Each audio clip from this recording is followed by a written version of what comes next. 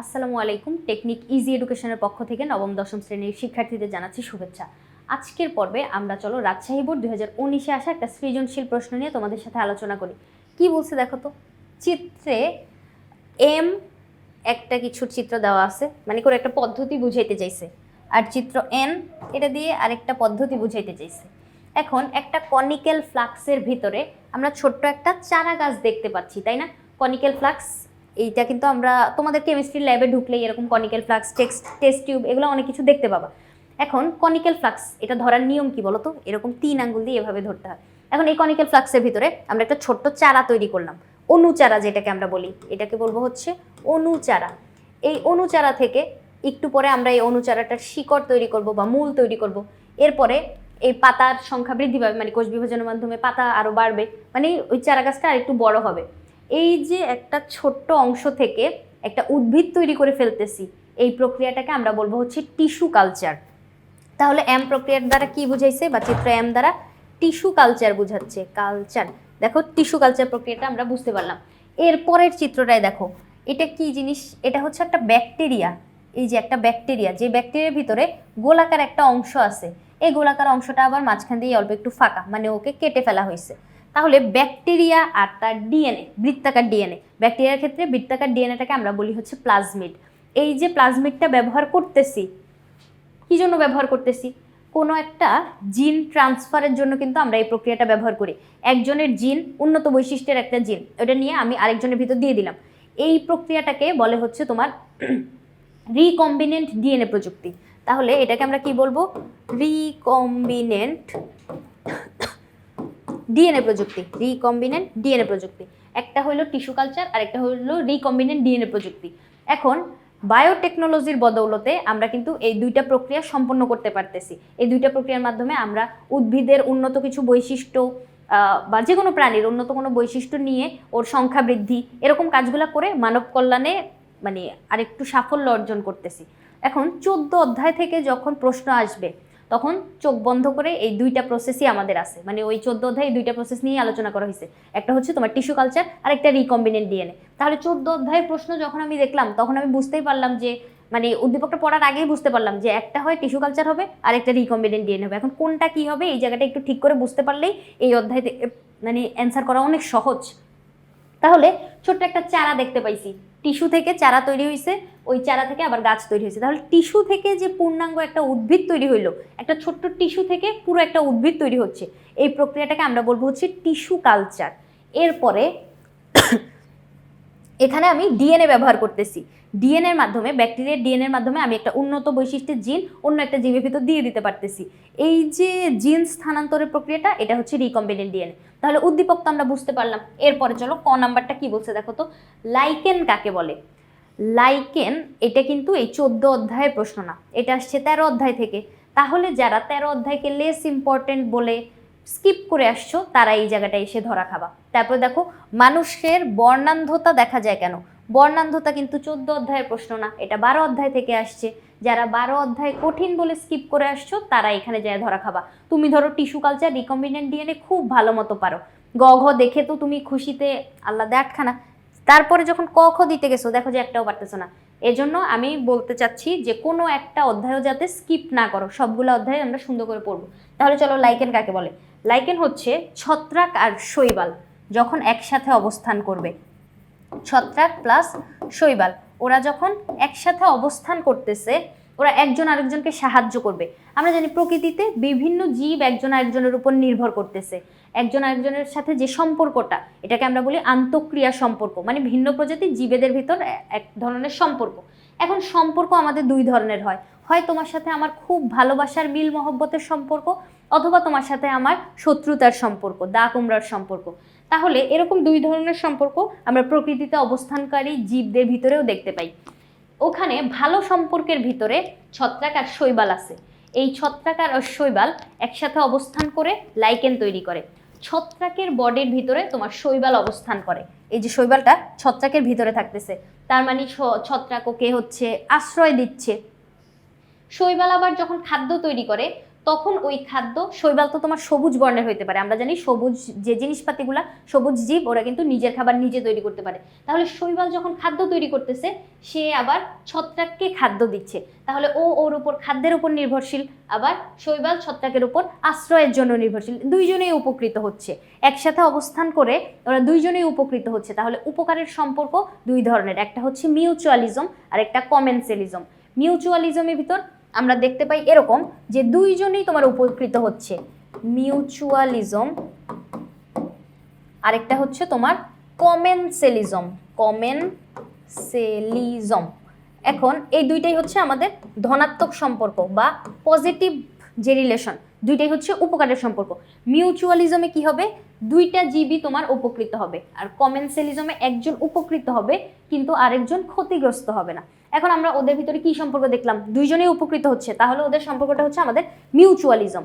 তাহলে মিউচুয়ালিজমে অবস্থানকৃত এই ছত্রাক আর শৈবাল, ওরা একসাথে অবস্থান করার মাধ্যমে যা তৈরি করতেছে, লাইকেন তৈরি করতেছে, মানে যেই জীবটা তৈরি হচ্ছে, মানে দুইজনকে একসাথে, দুইজনের কম্বিনেশনে যে জীবটা, ওইটাকে, মানে ওরা দুইজন আলাদা জীব কিন্তু দুইজন একসাথে যেই জিনিসটা তৈরি করতেছে আর কি, ওইটাকে আমরা বলবো হচ্ছে লাইকেন, যেটা একটা উপকারী পদার্থ, দুইজনের জন্যই হচ্ছে এটা মানে ভালো সম্পর্ক তৈরি করতেছে, উপকারী।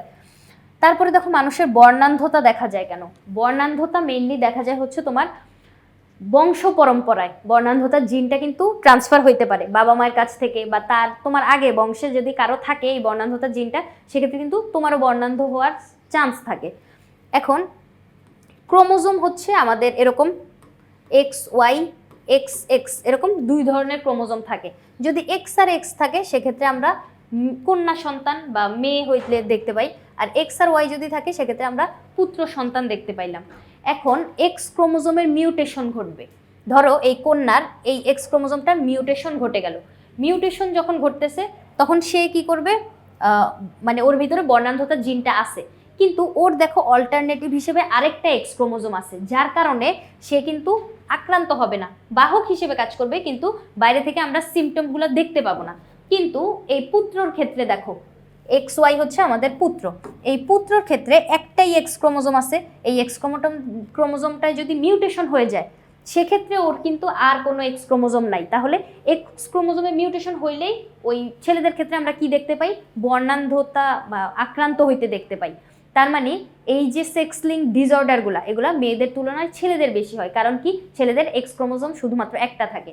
এখন এছাড়াও আরও বিভিন্ন কারণে হইতে পারে, মানে তুমি বংশ পরম্পরায় যদি না পাও সেক্ষেত্রে মাঝে মাঝে আমরা দেখতে পাই বাত রোগের জন্য আমরা এক ধরনের ঔষধ সেবন করি, ঔষধটা হচ্ছে হাইড্রক্সিক্লোরোকুইনিন, নামটা মনে রাখা লাগবে, হাইড্রক্সিক্লোরোকুইনিন।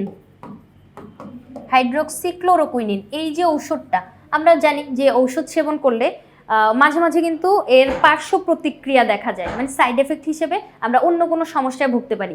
ওইরকমই বাত রোগের জন্য তুমি খাইলা হাইড্রক্সিক্লোরোকুইনিন, ওইটার সাইড এফেক্ট হিসেবে কিন্তু আমাদের চোখের রং শনাক্তকারী পিগমেন্টগুলা নষ্ট হয়ে যেতে পারে। চোখের রং শনাক্তকারী পিগমেন্ট যখন নষ্ট হয়ে যাবে তখন আমরা রং চিনতে পারবো না। যদি একটা পিগমেন্ট নষ্ট হয় তখন তুমি লাল আর সবুজ চিনতে পারবা না, লাল সবুজ বর্ণান্ধ তখন আমরা বলবো একটা যদি পিগমেন্ট নষ্ট হয়। আর যদি দুইটা পিগমেন্ট নষ্ট হয়ে যায় তখন আমরা নীল আর হলুদ রং চিনতে পারবো না, নীল আর হলুদ রং হচ্ছে আলাদা করা যাবে না, কখন, এটা যখন দুইটা পিগমেন্ট নষ্ট হয়ে যাবে। আর লাল সবুজ হচ্ছে একটা পিগমেন্ট। এখন একটা পিগমেন্ট তো সহজে নষ্ট হইতে পারে, মানে আক্রান্ত হইলেই একটা নষ্ট হয়ে যাবে, এটা তো শিওর। তাহলে এই যে একটা পিগমেন্ট নষ্ট হয়ে গেলে যে লাল সবুজ বর্ণান্ধতা, এটাকে আমরা বলি হচ্ছে সার্বজনীন বর্ণান্ধতা, মানে অধিকাংশ ক্ষেত্রে আমরা এই লাল সবুজ বর্ণান্ধ হইতে দেখি। এখন ছেলেদের ক্ষেত্রে প্রতি 10 জনে একজন আমরা বর্ণান্ধ, মানে পরীক্ষায় দেখা গেছে যে এরকম 10 জন পুরুষের ভিতরে একজন পুরুষ হচ্ছে তোমার বর্ণান্ধ হয়, সেটা হচ্ছে সার্বজনীন বর্ণান্ধ যেটা।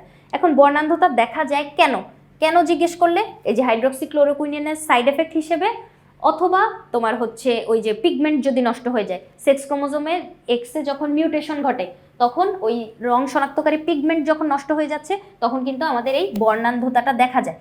তাহলে আমরা ওর কারণ বুঝতে পারলাম, দুইটা কারণ আছে। তারপরে গ নাম্বারটা দেখো, উদ্দীপকে এন প্রক্রিয়ায় ধাপসমূহের চিহ্নিত চিত্র। এনটা কি ছিল আমাদের, রিকম্বিনেন্ট ডিএনএ প্রযুক্তি ছিল। তাকাও তো, এই যে একটা ব্যাকটেরিয়ার ভিতরে এই ডিএনএটা ব্যবহার করে আমরা নতুন একটা জীব তৈরি করব। ওই নতুন যে জীবটা ওইটাকে আমরা বলি হচ্ছে জিএমও বা জেনেটিক্যালি মডিফাইড অর্গানিজম। এটার আরেকটা নাম আছে ট্রান্সজেনিক জীব বলা হয়, ট্রান্সজেনিক জীব। এই জীবটার ভিতরে আমি নতুন কিছু বৈশিষ্ট্য ইনক্লুড করে দিলাম। তোমার ভিতরে নর্মালি বৈশিষ্ট্যগুলো তো থাকেই, আমরা প্রজাতির বৈশিষ্ট্যগুলো তো ক্রোমোজোমের মাধ্যমে পেয়ে থাকি, কিন্তু বাইরে থেকে এক্সট্রা কোনো বৈশিষ্ট্য, উন্নত কোনো বৈশিষ্ট্য যেটা মানে তোমার সুবিধা হবে। এক্ষেত্রে আমি যদি বলি, ধরো আমার কাছে বাগান আছে, যে বাগানে 2 সারিতে আমি আম গাছ লাগাইছি। এই সারির যে আম গাছগুলা, এগুলা আমগুলা খুবই মিষ্টি কিন্তু আকারে অনেক ছোট। আর এই পাশে যে আমগুলা, এগুলো আকারে এত বড় বড় কিন্তু আমগুলা টক, খাইতে মজা লাগে না। এখন আমি ভাবতেছি, যদি এই বড় আমগুলো মিষ্টি হইতো তাহলে তো আমি এগুলো আরও চড়া দামে বিক্রি করতে পারতাম, আমার তো মানে কত লাভ হইতো, ভালো বৈশিষ্ট্যগুলো যদি একসাথে থাকতো। এখন তুমি যে এটা কল্পনা করতেছো, এটা কিন্তু এখন আমরা বাস্তবেও রূপান্তর করতে পারবো। কিভাবে? ওই যে মিষ্টি হওয়ার জন্য এই গাছের আমগুলাতে যে জিনটা দেয়, ওই জিনটা আমি খুলে নিয়ে আসবো, নিয়ে এসে এই যে গাছটা যেখানে হচ্ছে তোমার টক আম দিচ্ছে ওইখানে হচ্ছে দিয়ে দিব। সেক্ষেত্রে নতুন যে চারাগুলো আমি পাবো, ওইখানে ভিতর দেখবো যে 2টা উন্নত বৈশিষ্ট্য একসাথে আছে, বড় বড় আম হবে এবং আমগুলো মিষ্টি হবে। তাহলে দেখো কত ভালো হইলো ব্যাপারটা। মানব কল্যাণে এই জিনিসগুলো আমরা ব্যবহার করতে পারি। তাহলে এই যে চিত্র এন, এটাকে আমাদের ধাপে ধাপে চিহ্নিত করতে, মানে ধাপসমূহ চিহ্নিত করতে বলছে। তাহলে চলো আমরা একটু এগুলো চিত্র এঁকে চিহ্নিত করি। সবার প্রথমে একটা ব্যাকটেরিয়া নিছে, তাই না? উদ্দীপকে তো আমরা একটা ব্যাকটেরিয়া দেখতে পাইলাম, তাহলে আমরাও এখন একটা ব্যাকটেরিয়া নিব। তাহলে দেখো উদ্দীপকে যেমন ব্যাকটেরিয়া নিছিল, আমরাও এখন এখানে একটা ব্যাকটেরিয়া নিব। এই যে ব্যাকটেরিয়াটা, এটা হচ্ছে ইকোলি ব্যাকটেরিয়া। এটা নেওয়ার কি কারণ? ইকোলি ব্যাকটেরিয়াটাই কেন নিব? কারণ এইখানে হচ্ছে তোমার এই যে ক্রোমাটিন তন্তুগুলা, এগুলো আলাদা থাকে, আবার এখানে আলাদা আরেকটা ডিএনএ থাকে, যে বৃত্তাকার একটা ডিএনএ আছে। বৃত্তাকার ডিএনএকে আমরা বলবো প্লাজমিড। এখন নর্মালি আমরা কি জানি, কোষের ক্রোমোজোমের ভিতরে ডিএনএ অবস্থান করে, ডিএনএ ভিতরে তোমার হচ্ছে জিনের ভিতরে বৈশিষ্ট্য, এরকম করে একটার ভিতরে একটা অবস্থান করতেছে। তাহলে ডিএনএটা ওই কোষের ক্রোমোজোমের ভিতরে অবস্থান করতেছে, কিন্তু এই জায়গায় সুবিধা কি, আমরা বৃত্তাকার আরেকটা ডিএনএ কিন্তু এক্সট্রা পেয়ে যাচ্ছি। এজন্য আমরা কি নিলাম, এই ইকোলি ব্যাকটেরিয়াটা নিলাম। ইকোলি সচরাচর ব্যবহারে আমরা ইকোলি বলে থাকি, কিন্তু ওর আসল নাম হচ্ছে তোমার এশিরেশিয়া কোলি। এবার একটা প্রাণীকোষ নিলাম, এই প্রাণীকোষের ভিতরে তোমার এই যে ক্রোমোজোম আছে, এখান থেকে আমি কাঙ্ক্ষিত বৈশিষ্ট্যের ক্রোমোজোমগুলা বের করে নিয়ে আসবো, যে উন্নত বৈশিষ্ট্যটা আমি চাই। যেমন ওই যে ওখানে মিষ্টি আমের যে বৈশিষ্ট্যটা, ওইটা আমি চাইছিলাম। অথবা ধরো আমি 2টা ভেড়া পালন করি 2টা ফার্মে, এইখানের যে ভেড়াগুলা, ওদের তোমার পশম হচ্ছে অনেক বেশি উন্নত, তারপরে মানে উন্নত বৈশিষ্ট্য সম্পন্ন বা ঘন পশম হয়। সেক্ষেত্রে ওই পশমগুলো বিক্রি করে, আমরা জানি যে ভেড়ার পশম দিয়ে কিন্তু উলের জিনিসপাতি যেমন কার্ডিগান, মাফলার, এগুলো কিন্তু তৈরি করা যায়। তাহলে এই ভেড়াগুলার যে উন্নত পশম, এগুলো আমি বিক্রি করে অনেক বেশি লাভবান হতে পারতেছি।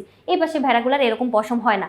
তাহলে এই ওদের যে উন্নত বৈশিষ্ট্যের যে জিনটা, এটা নিয়ে যদি আমি ওই অনুন্নত ভেড়াগুলোর ভিতর দিয়ে দিই, সেক্ষেত্রে তো আমি আরও বেশি লাভবান হইতে পারবো। তাহলে এরকম ওই প্রাণীকোষ থেকে আমি ধরো কিছু ক্রোমোজোম এক্সট্রা বের করে নিয়ে আসলাম, কেটে নিয়ে আসলাম। এই অংশগুলোর ভিতরে হচ্ছে তোমার ওই কাঙ্ক্ষিত ডিএনএটা আছে, ধরো মিষ্টি আমের ক্ষেত্রে অথবা ওই ভেড়ার ক্ষেত্রে। তাহলে এই অংশগুলো এরকম আমি কর্তন করে নিলাম, এরকম অনেকগুলো অংশ নিছি, এখানে ভিতরে আমার ওই কাঙ্ক্ষিত জিনটা আছে। এরপরে ওই প্লাজমিডটাকেও আমি হচ্ছে আলাদা করে বের করে নিয়ে আসবো। এই যে এই প্লাজমিডটা বের করে নিয়ে আসলাম, এই প্লাজমিডটাকেও এখন আমি কাটবো। যেই খাজে কাটবো, ওই খাজে অনুযায়ী আমার এটাও হচ্ছে কাটা লাগবে, মানে 2টাই খাজের খাজ আমি কেটে একসাথে আটকায় দিব। এখন এই প্লাজমিডটাকে বের করলাম, ওকে চলো আমরা কাটি।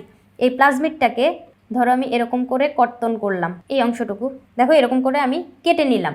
আবার এখান থেকে যে অংশটা আমি নিছি, ওইটাও ঠিক এই খাজের খাজ কাটবো, মানে এইখানে যে শেপটা আছে ওইরকম শেপে হচ্ছে আমি এটারে কাটলাম।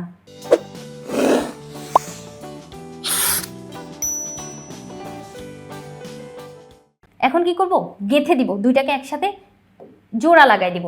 এখন তুমি ভাবতেই পারো যে হ্যাঁ কেটে নিচ্ছি, জোড়া লাগাই ফেলতেছি, কত সহজ মনে হয় কাজটা। দেখো একটা কোষ কত ছোট, ওর ভিতরে আছে হচ্ছে তোমার আবার নিউক্লিয়াসের ভিতর ক্রোমাটিন জালিকা, তারপরে ওর ভিতরে আবার ডিএনএ। ওই জায়গাটা কাটা লাগতেছে, কত ছোট্ট জিনিসপাতি। এগুলা কাটার জন্য আমরা এক ধরনের এনজাইম ব্যবহার করি, ওইটাকে বলে হচ্ছে তোমার রেস্ট্রিকশন এনজাইম। এই যে রেস্ট্রিকশন এনজাইমটা, এটা ব্যবহার করে আমরা ডিএনএ কর্তন করব। রেস্ট্রিকশন এনজাইম দ্বারা আমরা কি করলাম, এই ডিএনএগুলোকে কর্তন করে নিলাম। এখন এই জায়গাটায় কি করতেছি, জোড়া লাগাচ্ছি বা গেঁথে দিচ্ছি। এই প্রক্রিয়াটাকে তোমার বলে হচ্ছে গাঁথন, গেঁথে দেওয়ার প্রক্রিয়াটা। এখন গাঁথবো বা জোড়া লাগাবো, অবশ্যই আঠা প্রয়োজন। সুপার গ্লু দিয়ে তো এখন কোষের জিনিসপাতি একসাথ করা যাবে না। আমরা এইখানে আরেকটা এনজাইম ব্যবহার করব, যেটা হচ্ছে লাইগেজ এনজাইম। এই যে লাইগেজ এনজাইম, এটা হচ্ছে তোমার আঠার মতো কাজ করে, লাইগেজ এনজাইম। এখন আঠার মতো কাজ যখন করতেছে, কি তৈরি হচ্ছে দেখো তো, এরকম একটা ডিএনএ তৈরি হচ্ছে, বৃত্তাকার ডিএনএই আছে, এই যে বৃত্তাকার ডিএনএ, কিন্তু ওর এই অংশটা চেঞ্জ হয়ে গেছে। এই যে এই জায়গায় আমি একটা নতুন যে ডিএনএ প্রাণী কোষ থেকে এই যে এখান থেকে এনে এখানে ভিতর দিয়ে দিলাম। তাহলে এই যে বৃত্তাকার ডিএনএটা, এটা এখন আমি আমার কাঙ্ক্ষিত বৈশিষ্ট্য সম্পন্ন ডিএনএ দিয়ে মানে হচ্ছে ট্রান্সফার করে ফেলছি। এখন এই যে ব্যাকটেরিয়া, যার কাছ থেকে আমি ওর প্লাজমিডটা নিয়ে নিছিলাম, ব্যাকটেরিয়া তো এই জায়গায় অনেক রেগেমেগে আসছে যে তুমি কেন আমার প্লাজমিডটা নিয়ে নিছো। আচ্ছা সরি ব্যাকটেরিয়া, তোমার প্লাজমিড তুমি নিয়ে যাও। এখন ব্যাকটেরিয়াকে আমি ওর প্লাজমিড আবার দিয়ে দিলাম, কিন্তু ব্যাকটেরিয়ার তো আর মস্তিষ্ক নাই, ও তো বুঝতেছে না যে আমি এই জায়গায় আমার কাজটা করে ফেলছি। কি করলাম, এইখানে যেই প্লাজমিডটা, ওইখানে ভিতর কিন্তু আমি দেখো নতুন প্লাজমিড দিয়ে দিছি, মানে ওর ভিতরে কিছু বৈশিষ্ট্য নাই, আমি নতুন কিছু বৈশিষ্ট্য দিয়ে দিছি, মানে একটু এলোমেলো করে ফেললাম। তাহলে এই ব্যাকটেরিয়াটা এখন তো বুঝে না, ও তো ওর জিনিস পাইছে, ও মনের সুখে জীবনযাপন করতেছে, ও এখন ওর সংখ্যা বৃদ্ধি করবে। আমরা এই ব্যাকটেরিয়াটা নেওয়ার আরেকটা কারণ হচ্ছে, এই ব্যাকটেরিয়াগুলো কিন্তু ওর স্ববিভাজনে সক্ষম, মানে ও নিজের সংখ্যা বৃদ্ধি করতে পারে। তাহলে এই যে ব্যাকটেরিয়াটা দেখো, ও এরকম সংখ্যা বৃদ্ধি করছে, এরকম অনেকগুলো ব্যাকটেরিয়া তৈরি করলো, সংখ্যা বৃদ্ধি হইলো। ওর ভিতরে সবার ভিতরে একরকম জিনিসপাতি কীরকম থাকবে, তোমার এই যে পেঁচানো যে ক্রোমোজোম থাকতেছে আর বৃত্তাকার ডিএনএ থাকতেছে, কিন্তু ওই বৃত্তাকার ডিএনএটা এই ডিএনএটার মতো হবে না, হবে আমি যেই ট্রান্সফার করে দিছি না জিনগুলা, ওই জিন সমৃদ্ধ হবে। তাহলে এই জায়গাটায় দেখো, এই যে সবগুলা প্লাজমিড, ওদের সবার ভিতরে আমার কাঙ্ক্ষিত যে বৈশিষ্ট্যটা এটা এখানে আছে। তাহলে আমি এই যে জিন ওটা ট্রান্সফার করে নিয়ে আসলাম, আবার সংখ্যা বৃদ্ধিও করলাম। সংখ্যা বৃদ্ধি করার পরে আমি এখন এই যে জিনগুলা যে কোনো অনুন্নত জীবের ভিতরে ইনজেক্ট করে দিব বা পুশ করে দিব, সেক্ষেত্রে কী হবে, ওরাও উন্নত বৈশিষ্ট্য সমৃদ্ধ হয়ে যাবে। এখন ওই যে জীবগুলা উন্নত বৈশিষ্ট্য সমৃদ্ধ হলো, ওই জীবগুলোকে আমরা বলবো হচ্ছে ট্রান্সজেনিক জীব বা জিএমও, জেনেটিক্যালি মডিফাইড অর্গানিজম। এই যে পুরা প্রসেসটা, এই যে বের করলাম, একবার কাটলাম, জোড়া লাগাইলাম, আবার প্রবেশ করাইলাম, সংখ্যা বৃদ্ধি করাইলাম, এই যে কাজটা, এটাকে আমরা বলবো হচ্ছে রিকম্বিনেন্ট ডিএনএ প্রযুক্তি, রিকম্বিনেন্ট ডিএনএ প্রযুক্তি। এটার মাধ্যমে কিন্তু আমরা বিভিন্ন ধরনের ঔষধ তৈরি করে থাকি। যেমন আমরা জানি ডায়াবেটিক্স বা বহুমূত্র রোগের জন্য আমাদের কি লাগে, ইনসুলিন বাইরে থেকে সেবন করা লাগে। সেক্ষেত্রে এই ইনসুলিন কিন্তু আমরা এই রিকম্বিনেন্ট ডিএনএর মাধ্যমে তৈরি করতে পারি।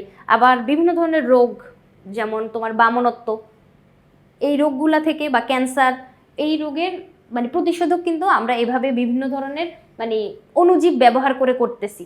তাহলে এর প্রচুর ব্যবহার অলরেডি মানে বাস্তবায়ন হয়ে গেছে।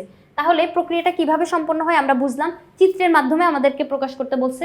অবশ্যই এটা কি চিহ্নিত করব, প্রাণী কোষ চিহ্নিত করলাম। এগুলো হচ্ছে আমার কাঙ্ক্ষিত, কি লিখবো, এগুলো হচ্ছে আমার কাঙ্ক্ষিত যে ডিএনএ, কাঙ্ক্ষিত বৈশিষ্ট্য সমৃদ্ধ, কাঙ্ক্ষিত বৈশিষ্ট্য সমৃদ্ধ ডিএনএ, বৈশিষ্ট্য সমৃদ্ধ ডিএনএ, এগুলো আলাদা করে নিলাম। রেস্ট্রিকশন এনজাইম দিয়ে কর্তন করলাম, কি করলাম, কাটলাম, আর লাইগেজ এনজাইম দিয়ে হচ্ছে জোড়া লাগাইলাম।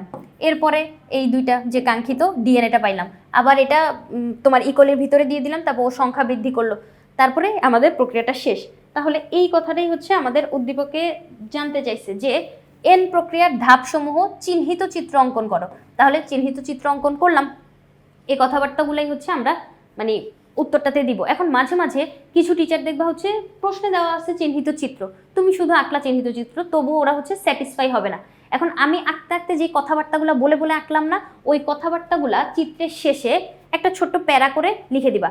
কারণ হচ্ছে শুধু চিত্র দিলে মাঝে মাঝে নাম্বার কমায় দিতে পারে, চিত্র আর বর্ণনা দুইটাই একসাথে দিয়ে দিবা। এখন তুমি তো জানো না তোমার বোর্ডের খাতা কীরকম টিচার দেখতেছে, উনি কি মানে অল্পতে স্যাটিসফাই হয় কিনা, এটা তো আমরা জানি না, এই জন্য রিস্ক নেওয়া যাবে না। ওই বর্ণনা মানে চিত্র আঁকার পরে একটু বর্ণনাও দিয়ে দিবা, ওই কথাবার্তাগুলাই যে কথাবার্তাগুলো আমি বললাম, মানে বলে বলে যে আঁকতেছিলাম ওগুলোই। কৃষিক্ষেত্রে MON প্রক্রিয়া সফলতা বিশ্লেষণ করো। এম হচ্ছে আমাদের টিস্যু কালচার, আর এন হচ্ছে আমাদের রিকম্বিনেন্ট ডিএনএ প্রযুক্তি। এই দুইটাই কিন্তু মানে কৃষিক্ষেত্রে অনেক বেশি গুরুত্বপূর্ণ ভূমিকা পালন করে। চলো আমরা একটু পড়ি এই দুইটা প্রক্রিয়ার সফলতা কি কি, ওরা কি কি কাজ করছে আজ পর্যন্ত সফল হয়েছে। চলো দেখি। প্রথমে উদ্দীপকে যে তুমি বুঝতে পারছো এটা হচ্ছে তোমার টিস্যু কালচার আর একটা হচ্ছে তোমার রিকম্বিনেন্ট ডিএনএ প্রযুক্তি। এই দুইটার নাম প্রথমে আমি লিখে নিলাম, দেখো যে এম হচ্ছে টিস্যু কালচার, এন হচ্ছে রিকম্বিনেন্ট ডিএনএ প্রযুক্তি। এরপরে সফলতা, এর সফলতাগুলো চলো দেখি। টিস্যু কালচার নিয়ে আমরা কিভাবে সফল হয়েছি। টিস্যু কালচার বিভিন্ন প্রকার দেশি ও বিদেশি অর্কিডের চারা উৎপাদন করা সম্ভব হচ্ছে।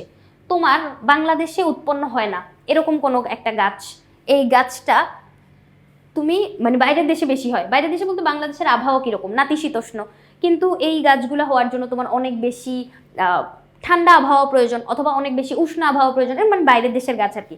কিন্তু এরকম যে আবহাওয়ায় উৎপন্ন হওয়া গাছগুলা, ওগুলা চাইলে তুমি তোমার দেশেও তৈরি করতে পারতেছো। কিভাবে পারতেছো? ওই যে টিস্যু কালচার প্রযুক্তির মাধ্যমে। ওই বাইরের দেশের উন্নত বৈশিষ্ট্যের যেই চারাগুলা, ওখান থেকে কিছু একটা অংশ খণ্ডিত করে নিয়ে এসে আমরা চারা গাছটা নিজে নিজে তৈরি করে ফেলবো। তাহলে দেশি বিদেশি অর্কিডের চারা উৎপাদন সম্ভব হচ্ছে। রোগ প্রতিরোধী এবং অধিক উৎপাদনশীল কলার চারা, বেলের চারা, কাঁঠালের চারা উৎপাদন হয়েছে, অলরেডি এগুলো হয়ে গেছে। তাহলে রোগ প্রতিরোধী তার মানে ধরো তুমি একটা গাছ লাগাইছো, যেই গাছটা সারাক্ষণ হচ্ছে তোমার ভাইরাস ব্যাকটেরিয়া দ্বারা আক্রান্ত হয়ে যাচ্ছে এবং ফলনও বেশি দিচ্ছে না, অধিক উৎপাদন হচ্ছে না। তাহলে এই যে সমস্যাগুলা, এগুলোতে এখন তুমি ভুগতেছো। কিন্তু আমার পাশেই আরেকজনের ক্ষেত আছে, উনার ক্ষেতে আবার অনেক বাম্পার ফলন হয়, কোনো রোগ জীবাণু উনার যে ফসলগুলোকে আক্রান্ত করতে পারে না। তাহলে দেখো এই যে উন্নত বৈশিষ্ট্যের যে উদ্ভিদগুলা, তুমি কি করবা? ওখানে কিছু করার দরকার নেই, যে ছোট্ট একটা অংশ ভেঙে নিয়ে আসবা।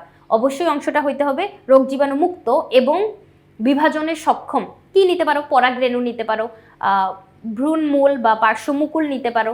এগুলা নিয়ে এসে আমরা হচ্ছে ল্যাবরেটরিতে ওরকম অসংখ্য চারা তৈরি করে ফেলতে পারবো।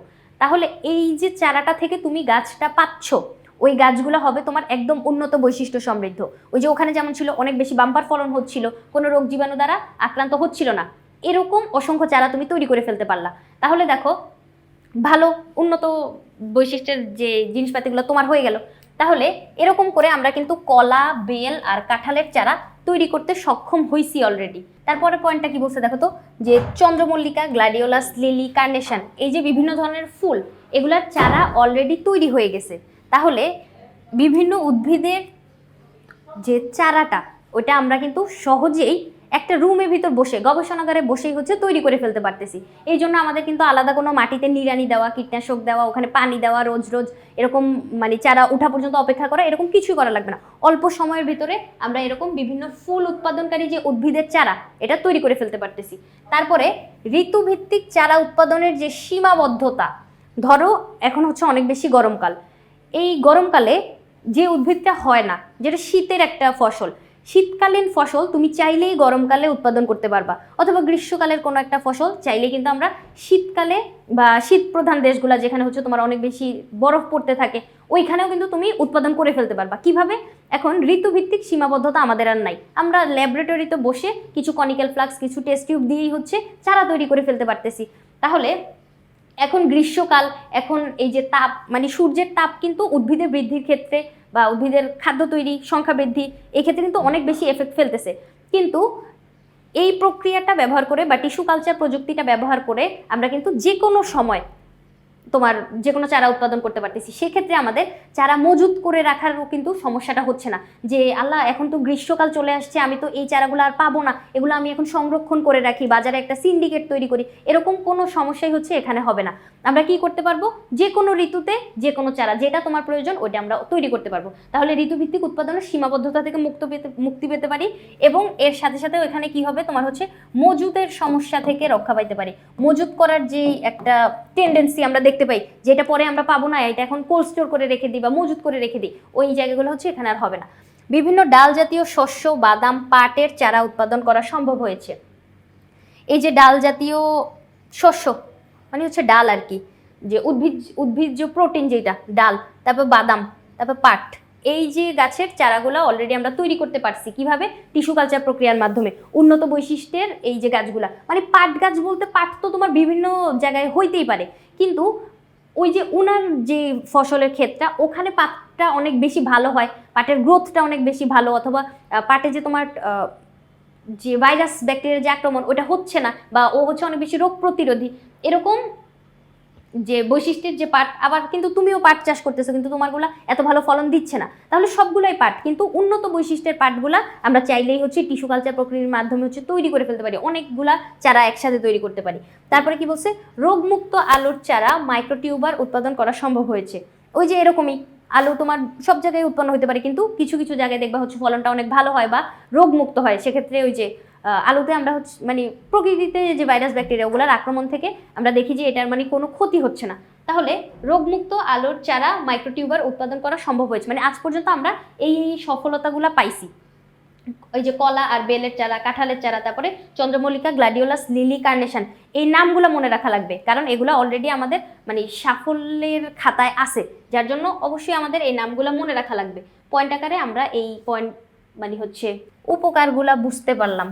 তারপরে রিকম্বিনেন্ট ডিএনএ প্রযুক্তি কিভাবে ভূমিকা পালন করতেছে, এই প্রযুক্তির মাধ্যমে ক্ষতিকর পোকামাকড় ও ভাইরাস বিরোধী, পোকামাকড় আর ভাইরাস, তুমি মাটিতে ফসল ফলাচ্ছ, মাটিতে পোকামাকড় আছে, ভাইরাস আছে, তুমি আমার মাটিতে ফসল ফলাবা, আমি কেন তোমার ওই ফসলগুলো একটু খাবো না, খেয়ে ফেলবে, পোকামাকড়গুলো তোমার ফসলগুলো হচ্ছে খেয়ে ফেলতেছে। এখন তার মানে হচ্ছে ফসলের ক্ষতি হচ্ছে, পোকামাকড় আর ভাইরাস প্রতিরোধী এই যে জাত উদ্ভাবন করা সম্ভব হয়েছে। তার মানে তুমি যখন মাটিতে ফসলটা দিচ্ছ সেক্ষেত্রে ওই পোকামাকড় দ্বারা ফসলটা এত বেশি ক্ষতিগ্রস্ত হচ্ছে না। আমরা দেখতে পাই হচ্ছে তোমার ব্যাসিলাস থুরিনজেনেসিস একটা ব্যাকটেরিয়া আছে, বিটি, ব্যাসিলাস থুরিনজেনেসিস, এই বিটি ব্যাকটেরিয়াটা ব্যবহার করে আমরা কিন্তু বিটি কর্ন, বিটি কটন এগুলো তৈরি করতে পারছি, মানে অলরেডি এটা সাফল্য আমাদের তৈরি হয়ে গেছে। তাহলে এই যে বিটি কর্ন, বিটি কটন এগুলা আমাদের পোকামাকড়, যেমন হচ্ছে ওই যে তোমার ক্যালিওপটেরা, লেডিওপটেরা, এই যে তোমার পোকামাকড়গুলো, মথ জাতীয় পোকামাকড় বা গোবরে পোকা মাটিতে এগুলো থাকে আমরা জানি, ওরা ওই ফসলের কোনো ক্ষতি করতে পারে না, মানে হচ্ছে ওই ফসলগুলো এত বেশি স্ট্রং হয়ে গেছে যে পোকার আক্রমণে মানে নেতায় পড়ে না।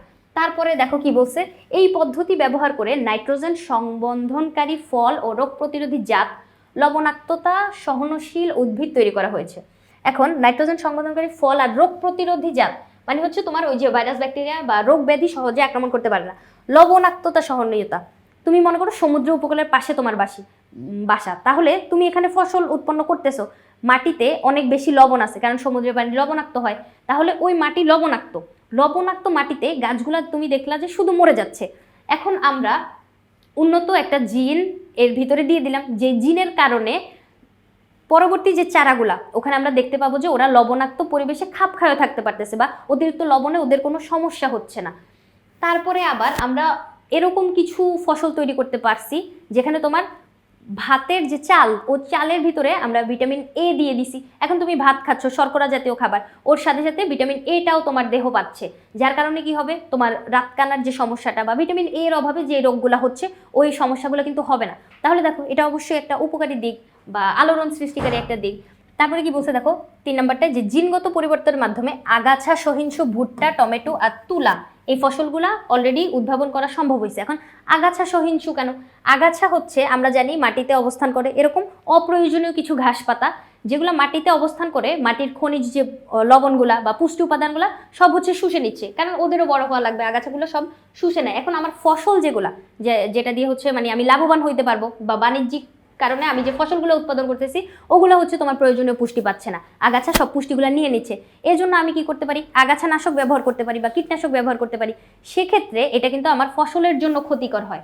ফসলের ভিতরে আমরা যখন কীটনাশক ব্যবহার করতেছি ফসলের কোষগুলোর ভিতরে কিন্তু ওই যে মাটির নিচ থেকে যখন অ্যাবজর্ব করে পুষ্টিগুলো নিচ্ছে, ওই ফসলও কিন্তু তোমার মানে কীটনাশকগুলো নিয়ে নিচ্ছে, যার কারণে আমরা যখন ওই ফসলগুলা মানে খাদ্য হিসেবে গ্রহণ করতে যাব তখন কিন্তু ওই কীটনাশকটা আমাদের কোষে পৌঁছায় যাবে বা ক্যান্সার সৃষ্টির মতো মানে এই সমস্যাগুলো কিন্তু তৈরি করতে পারে। তাহলে আগাছা সহিংসু যে উদ্ভিদ ওগুলা কি হবে, তুমি আগাছানাশক ব্যবহার করো বা আগাছা যদি থাকে মাটিতে সেক্ষেত্রে ওদের কোনো অসুবিধা হচ্ছে না। সেগুলো কি কি, আমাদের ভুট্টা, টমেটো, তুলা ইত্যাদি ফসল। তারপরে কি বলছে দেখো তো 4 নম্বরটা, যে এই পদ্ধতিটার প্রয়োগ করে আমরা সুপার রাইস, ভিটামিন সমৃদ্ধ ভুট্টা, প্রোটিন সমৃদ্ধ সয়াবিন সহ নানা ধরনের রোগ প্রতিরোধী ট্রান্সজেনিক সবজি উদ্ভাবন করতে সম্ভব হয়েছি।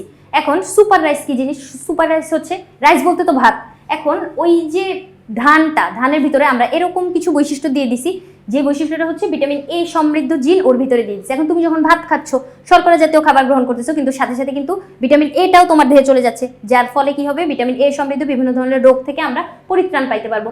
ভুট্টার ভিতরে আমরা বিভিন্ন ধরনের ভিটামিন দিছি, তারপরে সয়াবিন যে মানে উদ্ভিদটা ওর ভিতরে আমরা প্রোটিন দিয়ে দিছি, এখন যখন তুমি একটা খাদ্য সেবন করতেছো বা গ্রহণ করতেছো, সেক্ষেত্রে কিন্তু অনেকগুলা খাদ্য উপাদান বা অনেকগুলা পুষ্টি উপাদান একসাথে পেয়ে যাচ্ছ। তাহলে দেখো, এই যে প্রয়োজনীয় যে কাজকামগুলো, এগুলো আমরা মানব কল্যাণে ব্যবহার করে থাকি। এই সবগুলা কাজ আমরা কিভাবে করতেছি? রিকম্বিনেন্ট ডিএনএ প্রযুক্তির মাধ্যমে কিন্তু করতেছি। তাহলে টিস্যু কালচার আর রিকম্বিনেন্ট ডিএনএ, এটা হচ্ছে আমাদের জীব প্রযুক্তি ব্যবহার করে মানব কল্যাণের জন্য যে সাফল্যগুলো, ওগুলো আমরা এখানে তুলে ধরলাম। তাহলে আমাদেরকে জিজ্ঞেস করছে যে কৃষি ক্ষেত্রে কি কি ব্যবহার আমরা দেখতে পাই। তাহলে কৃষি ক্ষেত্রে আমরা টিস্যু কালচার আর রিকম্বিনেন্ট ডিএনএ প্রযুক্তির এত ব্যবহার, যেটা ব্যবহার বলতে অলরেডি এগুলো সাফল্য আমরা কিন্তু অর্জন করে ফেলছি। তাহলে এই কথাবার্তাগুলোই এভাবে পয়েন্ট আকারে পরীক্ষার খাতায় রিপ্রেজেন্ট করতে পারলেই আশা করি একটা স্ট্যান্ডার্ড মার্কস সিকিউর হয়ে যাবে। সহজ কথাবার্তা। তাহলে আজকের পর্ব এই পর্যন্তই, পরবর্তী পর্ব দেখার আমন্ত্রণ রইল। ধন্যবাদ সবাইকে।